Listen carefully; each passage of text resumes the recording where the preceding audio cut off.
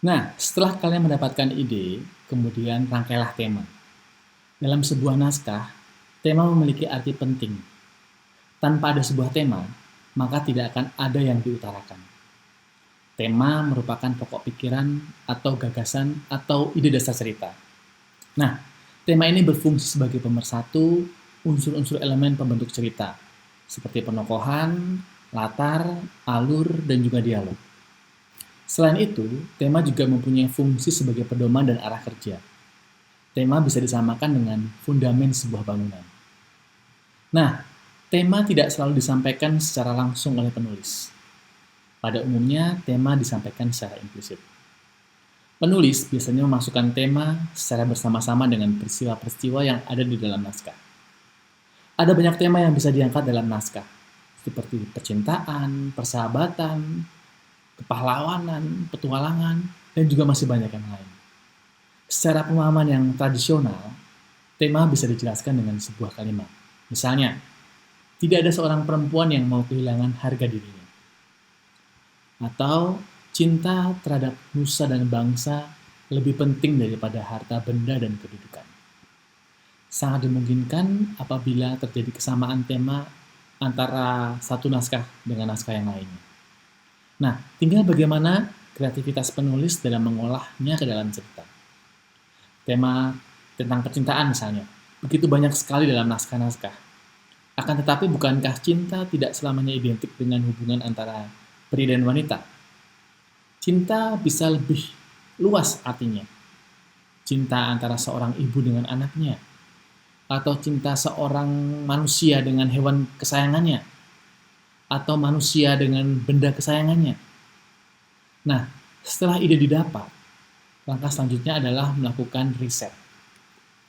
Nah, riset atau observasi ini merupakan pengamatan dengan melakukan pendekatan terhadap objek yang akan kita jadikan ide. Dengan melakukan observasi atau riset, data yang kita dapatkan akan berkembang.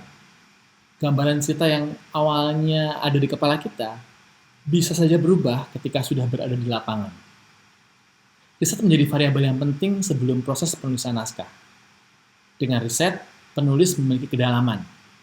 Tidak hanya sekedar imajinasi belaka, tapi penulis bisa mendapatkan data yang real dan membuat naskah itu menjadi logis. Tanpa riset, penulis akan miskin data-data yang berkaitan dengan objek yang akan ditulis. Riset adalah mengumpulkan data atau informasi melalui observasi mendalam mengenai objek yang akan kita tulis.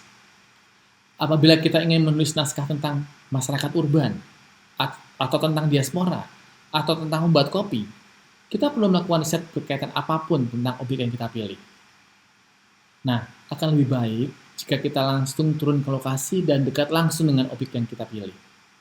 Akan tetapi, bila kondisi memang sangat tidak memungkinkan, kita bisa melakukan riset pustaka dengan membaca buku dan mungkin mencari data-data pustaka di internet ataupun di perpustakaan.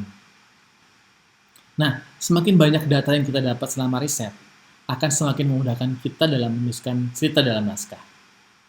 Jadi, riset itu sangat penting, meskipun naskah yang kita buat adalah naskah fiksi.